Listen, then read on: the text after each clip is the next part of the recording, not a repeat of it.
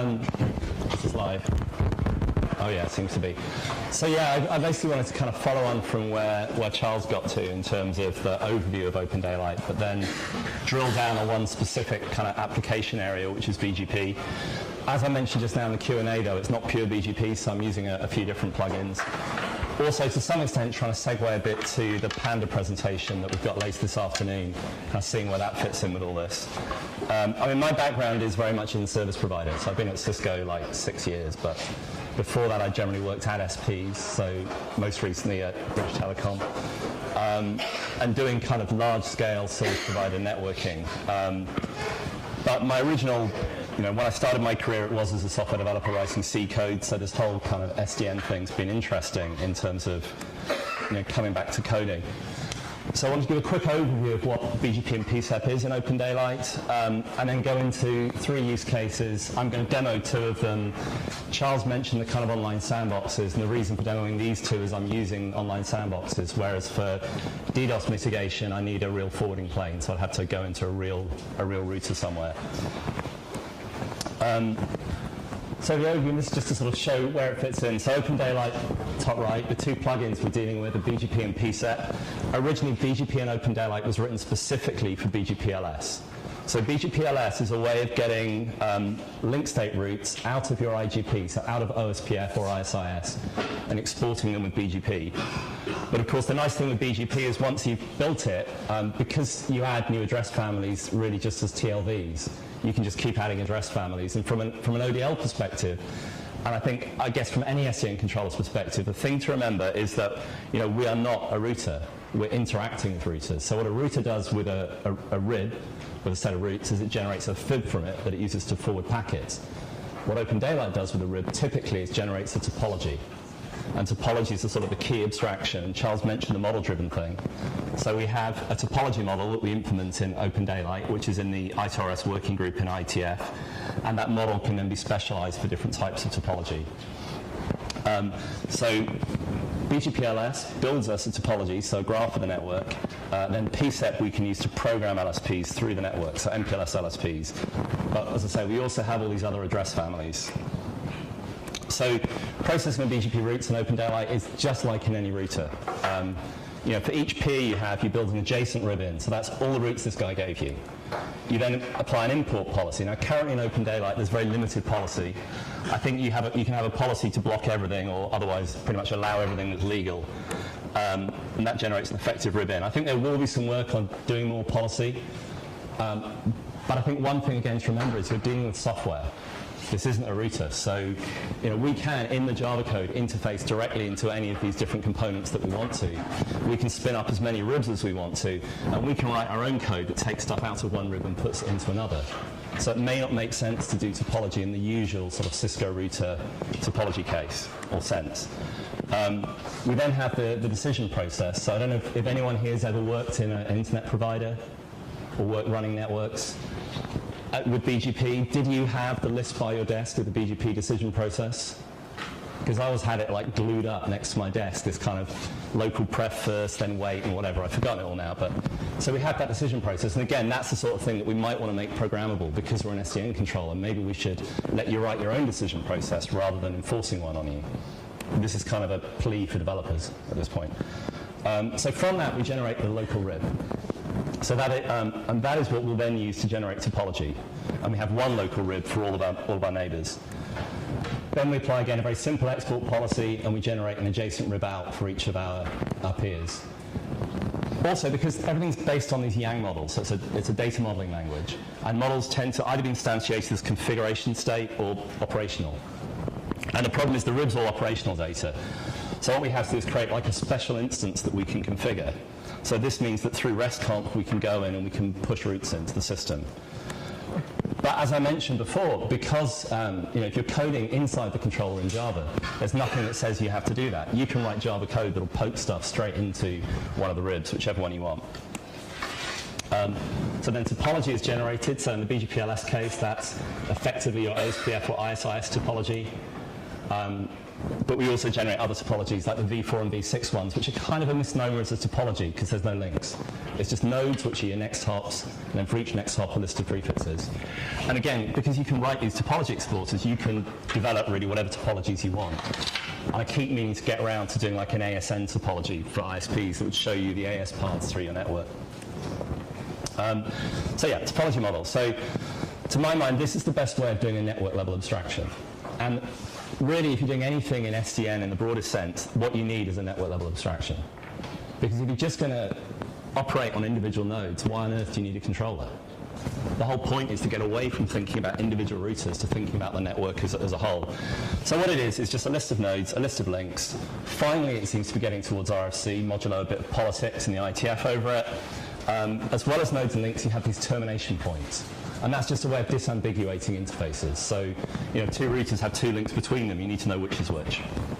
In fact, all the links are unidirectional, and that's because you can have different metrics in different directions. I'm not a mathematician, but it is just graph theory. It also lets you layer one topology on another. So if you built an optical topology and we're doing some work on that, you could then take an IP topology and layer it on top and say, this IP link depends on this optical link, which can be very useful. So in my former life as a service provider in a country that's quite long and skinny, the problem that you have is you have vast numbers of router-to-router links that end up going through the same fibers and the same ducts. So now if one optical link goes, you could lose a whole bunch of router-to-router links. But it's good to at least know which links depend on which optical links and be able to model that. So the model itself is very abstract. So what you then do is you kind of specialize it for whichever protocol you're dealing with. So for the link state stuff, we map stuff like router IDs into our node IDs, our link IDs, etc. But then we augment the model with like specific information from our protocols.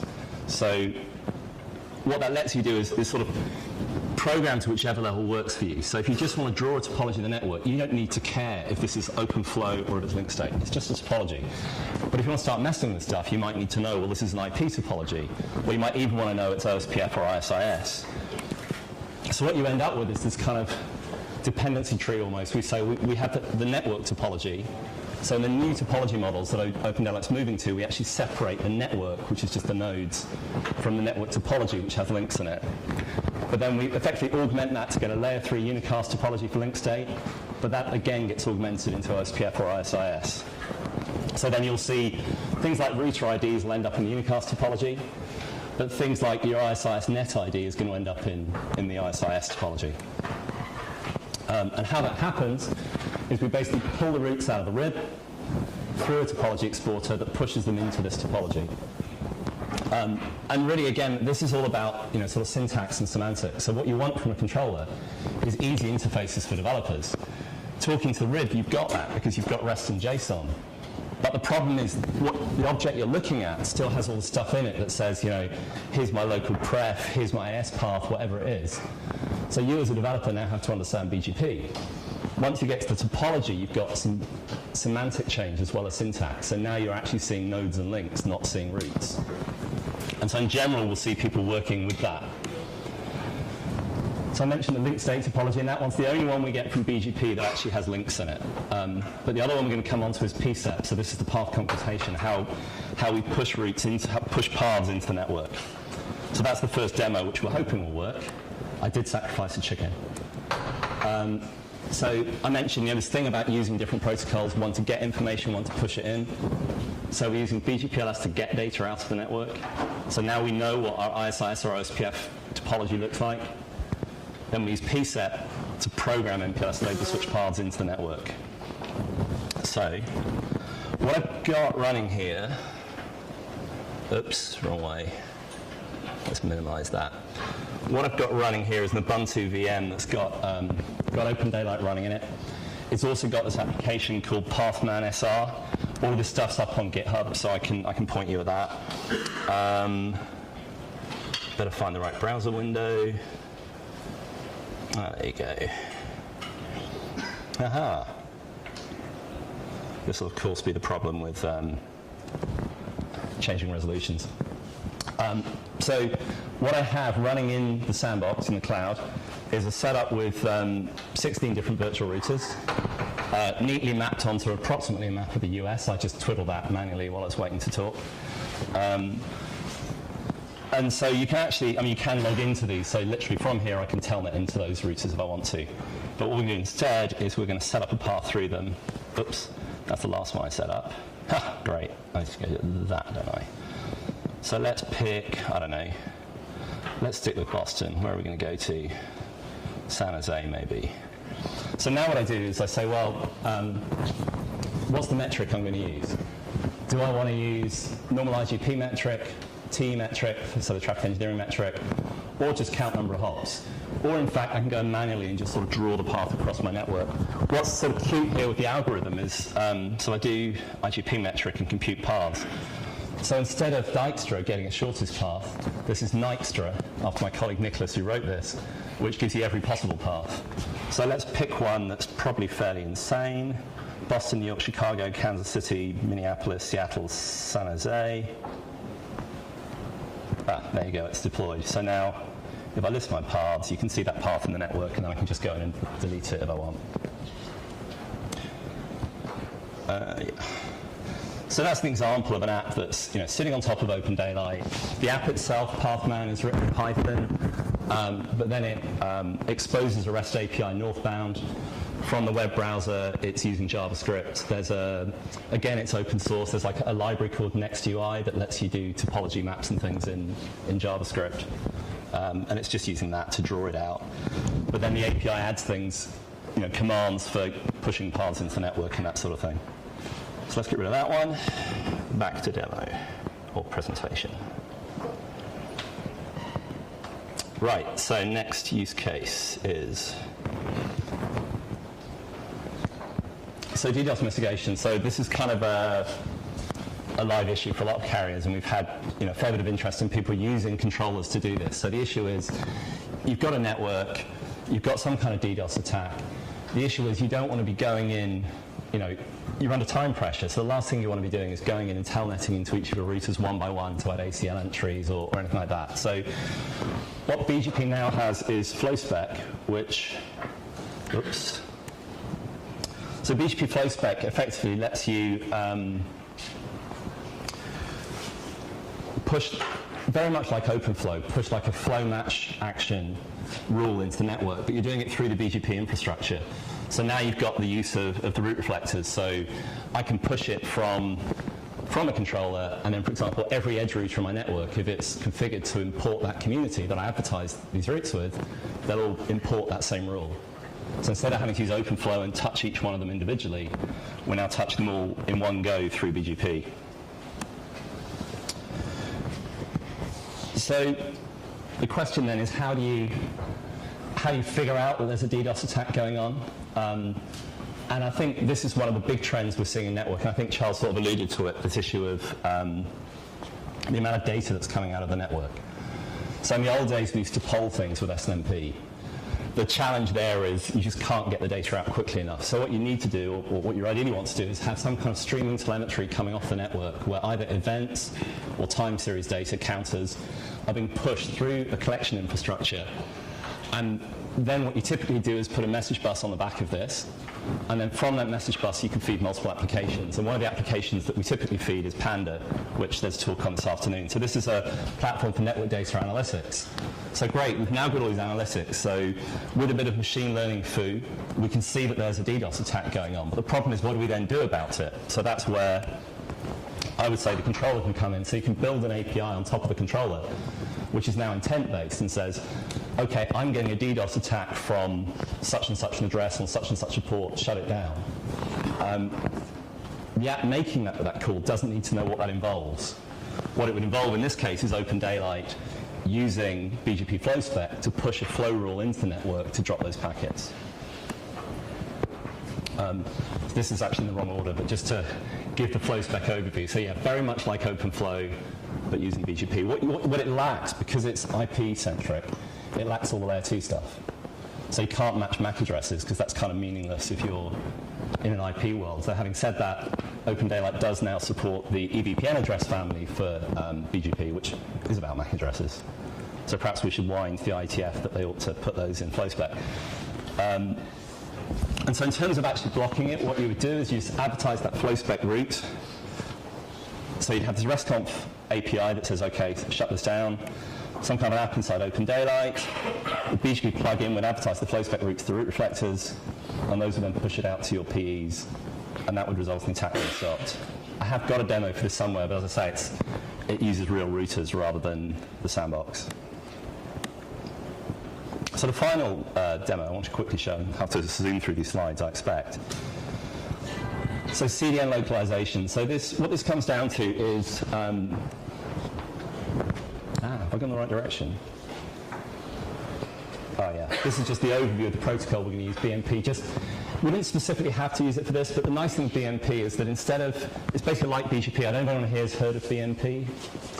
There's a few. So it's like BGP, but the difference is that instead of just getting the local rib entries from your peer, you get everything your peer knows about. So all of that adjacent ribbon and effective ribbon I mentioned earlier, you get all of that data from your peer.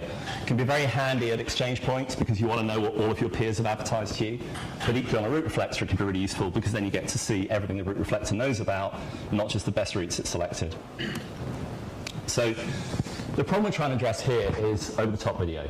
So I think the US, I hear these stats, something around a third of all traffic is Netflix, a third is other OTTs, and a third is regular internet use. I know in other countries it's different. I hear in India it's like over 50% Google, this sort of thing. So there's very, very high volumes of this traffic. And of course, what you're always trying to do as an ISP is cut your cost. So what you want to do is have caches as close to your users as possible. The OTT providers are generally pretty happy to give you caches to push out into your network, and you can go on any of their websites and explain the process you have to follow. The challenge is, how do you figure out which is the right cache to use for a specific user? So typically these providers connect at the internet exchanges, but as I say, they also deploy caches into ISP networks. Quick confession, this deck doesn't have that in the reading list. I should have edited that. And really it comes down to two different problems. So the first one is, how do you know which prefix a user's on, which actually isn't that trivial, because you think about it with DNS, because DNS serves cache, you do a lookup, you don't actually know as the authoritative server, because the lookup from the ISP will only come once. You don't know who's asking for that address. You just know it's their resolver. So how do you map a user to a prefix? And then, having done that, how do you figure out the right cache? And that's effectively what we're trying to solve here. In terms of mapping users to prefixes, Netflix do it because they have a portal. I know Akamai presented on this at SIGCOM last year, or the year before even now, about using DNS client subnet, where basically what you do is with a /120 or /25 granularity, every time a user in a different /25 asks for something, you actually send it to the authoritative server again, and you tag it with this client subnet to say this user's coming from this prefix. But in terms of the second problem, really it comes down to either BGP communities or MEDs. This is my understanding of what the top OTTs do. It may or may not be correct. But the issue is, if you're an ISP and you have this kind of structure in your network, and you're probably going to be tagging your different exchanges or, as Chris would have said, central offices, you're going to be tagging those with communities, and you're going to have a hierarchy. So your core nodes are going to be tagged one way, and your metros another, and the end exchanges another way. And so you'll tag your routes with these communities. But the question is, what do those mean for the CDN provider? Because they have their own structure of communities typically. So what we want to do is do some kind of mapping from one to the other, either sort of offline, or we might even want to do it real time. So we might even want to say, we have this link state topology. We can use that to give information on our topology as the ISP and do sort of real-time changes to the over-the-top provider. The way we configure this is using this Yang model. So I mentioned Yang. So OpenDaylight, router platforms like Cisco ISXR typically have their own native Yang models. What we're seeing now is a migration towards common models. So both XR and ODL have implemented the OpenConfig Yang model. I think Juniper may have done it as well. So we're getting to a world finally where we have common shared models. So that's how we configure the mapping. And so you configure the mapping rules using RESTconf API. There's a mapping application inside ODL. The routes come in from the route reflectors using BMP. They flow into the mapping application. They also, via Kafka, flow out into Panda if you want to do analytics on them. And then from the mapping application, we push into the ribs, one rib for each of the different CDN providers because they can have different rules. And then the routes flow out to them. So that's the final demo. I'll just quickly show it. Oh. So I have to telnet back in. You can probably guess my username and password on this. Whoops. Yeah. So what we have here is a /25 that we've tagged. So we've tagged it with community 65504/6500. And so what's happening then is this is flowing through a root reflector, which I'm not logged into OpenDaylight. The app in OpenDaylight is changing the communities. And then if we look at the route as it comes out again, it was 0.0, wasn't it? You can see the community's now been changed to, so the AS has changed, of course, but the actual semantics on the community have changed from whatever it was, 6,500 to 1,000. And we could do that across any sort of string of prefixes we wanted. And what you would find is if I add more prefixes here, if I don't tag them with the right community, they won't even make it through. So if I do a show, of course it's annoying, you have to add the routes, don't you?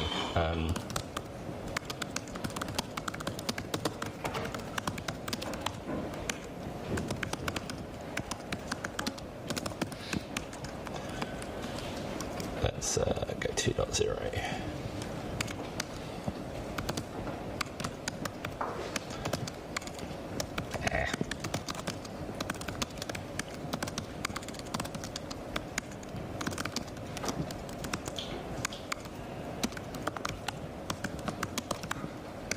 I should be doing all this through netconf on ODL, really. It was 2.0, wasn't it?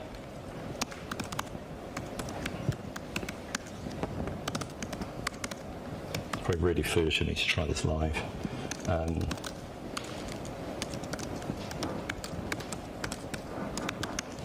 Yeah, that won't be there, but hopefully the other one will. Haha, see, it isn't. Might take a while. Trust me to do a live demo and screw it up. Well, we'll give it a few minutes and then it'll turn up. That was very foolish of me. I may have killed the controller without looking. Yeah, I think that was pretty much it. The only other thing I wanted to say was just,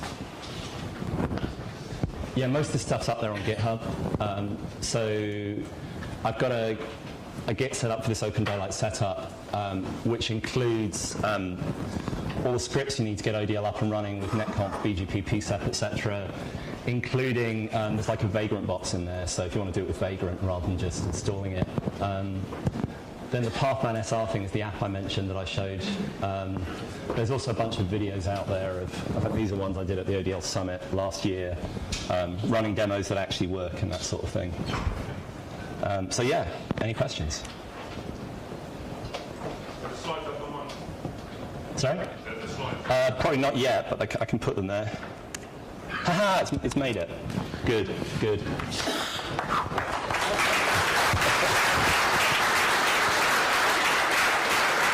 Yeah, I'll make sure the slides go up online. Phew.